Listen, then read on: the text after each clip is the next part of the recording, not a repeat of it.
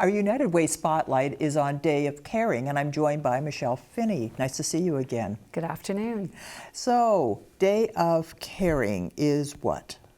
It's an opportunity for workplaces in the community to go out to agencies and do things like gardening, maybe some light cleaning of an agency, window cleaning, any kind of work that would help the agency look better or, perk it up a little bit. And we're going to raise everybody's spirits at the same time. I mean, volunteers or staff don't always have time to do these things. Absolutely, that's correct. Right. So it's an opportunity for both. It's an opportunity for volunteers to learn more about agencies in their community and what they do to help their clients. And then, like you said, lots of agencies do not have people that can do those extra duties like clean or painting or small little jobs that we might be able to do for them for the day. Right, like a fresh coat of paint is just such a nice thing to do, especially if it's an agency where people are actually going in, not just running out of an office. So how many on a team? So it depends on the project. In past years, we've had anywhere from 2 people to 25 people. Wow. They're working in a garden. Lots of times it takes more people to complete that task. This year, we're happy to say, we have 350 plus volunteers that will be going out to work in 36 agencies for the day. That's double than what we've had any year in the past. And this is the first year after a 2-year hiatus from doing this. That's correct, it is. So we're really happy, and we're really happy with the response of people wanting to get out and do something for an agency. Oh, that's wonderful. So they don't always come from the same company, that they would be like, say, I've gone blank on what company, but the City of Kingston, let's say. So would they all be in one agency, or are they maybe spread out? We try to keep the workplaces together. So okay. I work at Hydro One. We have a team of, I think, 8 people, and we would send them to one agency as long as we can. This year, like I mentioned, because we have so many volunteers and there are some larger teams, some of them will have to be split up amongst the agencies. Okay. What do people get out of giving a day's labor? Well, I assume that the companies pay them for their day. That's their contribution, is paying their salary. So, rather than sitting in a nice air-conditioned office, there you are out there digging in a garden or swinging a paintbrush. What do they get out of it? Well, I personally feel that it's their own self-satisfaction to know that they're out in the community and doing something really great. And they also, we ask the agencies that they talk about themselves, so they learn something about an agency that maybe they knew nothing about. It's an opportunity maybe for them to go back and do something on their own. So again, I think a lot of it is their own self-satisfaction. And then the second part is together as a team. We know during COVID, a lot of people were isolated at home, or even if they were at work on their own. So this is a chance or an opportunity for them as a workplace to come together as a team.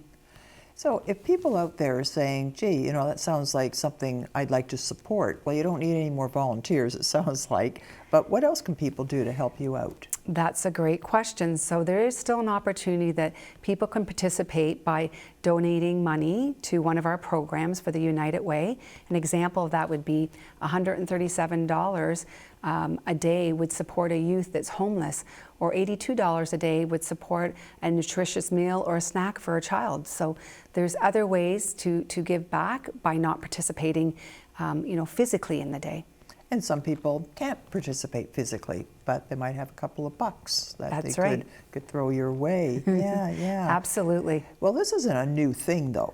No. So the Day of Caring has been going on for over 22 plus years, we're happy to say. Wow. That is a lot of labor. That is a lot. That's amazing. Yeah.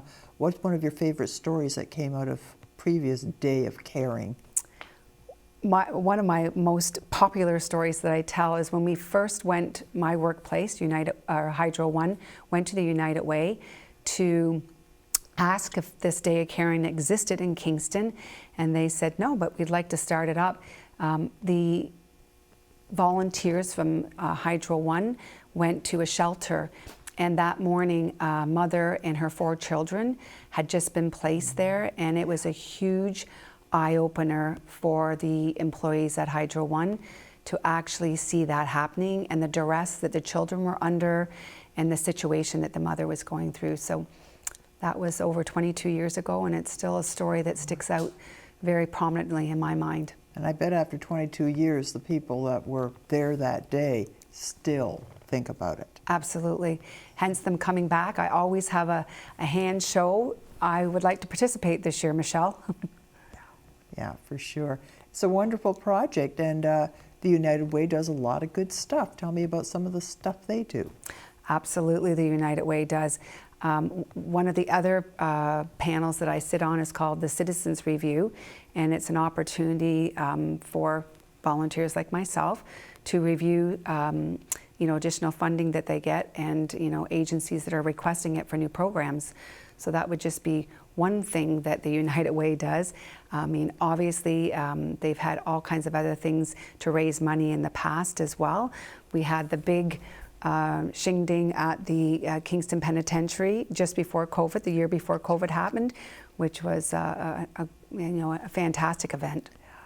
Yeah. Oh, that was, what was it? Something about the big house. Rock the Big House. Rock the Big House. That was it. Right. Yeah. Oh, that was so successful. It was. Yeah. And they really came through during COVID. They pivoted. They used the term, I'm kind of tired of the term, however, they did.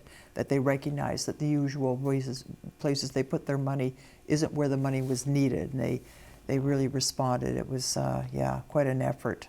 It's amazing. Yes. Like I said, I've been a volunteer with the United Way for over 22 years, and every single time I go to do something for them, volunteer in some sort of aspect, I learn something new that they do for the community, somebody new that they support, a new program that's they've had an opportunity to help an agency with. It's a great opportunity for me to talk to even my employees about what's going on in the community, and how we run our own Hydro One charity campaign, and how they can give back to specific agencies underneath the United Way umbrella, or not, either or. So during COVID, Lion's Heart was a big organization helping the community with food, and again, behind all that is the United Way.